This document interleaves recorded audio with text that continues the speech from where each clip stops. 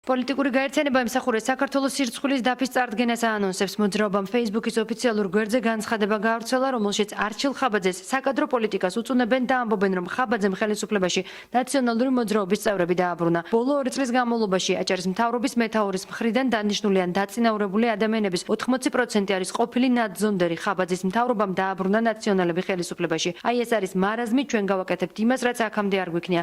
შევადგენთ სიას და სირცხვილის დაფას წარუდგენთ საზოგადოებას. ასე რომ მარაზმს და დასაჭერთა სიას მალე წარმოგიდგენთ, ნაცქვამია განცხადებაში. უმაღლესი საბჭოს დეპუტატი ალექსანდრე ჩიტიშვილი გამოქვეყნებულ განცხადებასთან დაკავშირებით სატელეფონო საუბარში ამბობს, რომ ის მასალას გაეცნო და ფიქრობს, რომ გვერდის ადმინისტრატორი დამადასტურებელ მასალასაც დადებს. რაც შეეხება რეგიონის საკადრო პოლიტიკას, ჩიტიშვილი აცხადებს, რომ საკადრო საკითხები უმაღლესი საბჭოს დეპუტატების მხრიდან პრეტენზიების ერთ-ერთი შემადგენელი ნაწილია, რაც მას ფრაქციაზე მთავრობის იმპიჩმენტის დაყენების საფუძველს აძლევს.